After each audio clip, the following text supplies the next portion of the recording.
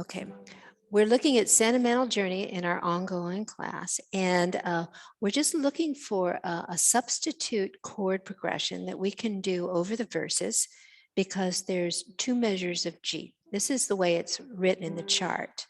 I'm gonna take a sentimental journey. Actually, there's another measure of G.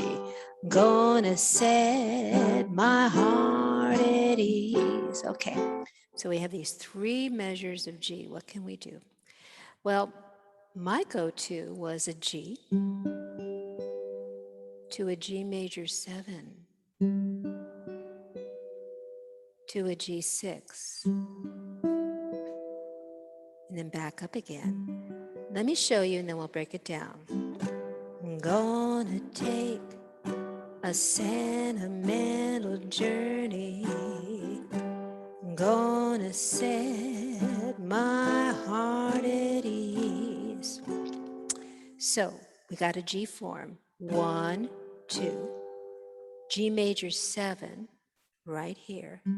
Looks like a D form, but it's on the bottom 3 strings. And then a G6 where I'm lifting this finger. Now you know that chord is like a 3-fer. It's also a Hawaiian G. It's an E minor 7. And then I put down that G major 7 again. So it's like we're making a little circle. So we're going G, G major 7, G6, G major 7. Now we can use Dale's idea. We have another measure of G. Dale was going to an E minor. That's a great idea too, on that third measure of G.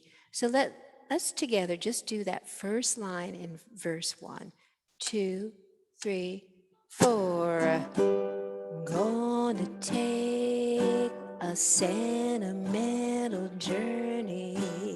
I'm gonna set my heart at ease. Let's try it one more time.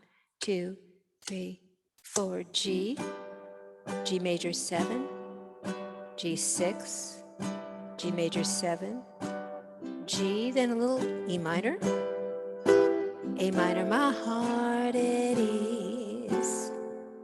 So that's just a chord progression substitution. You can do it or not do it or throw it in when you want to. It's very portable and it can be used in a lot of other songs too.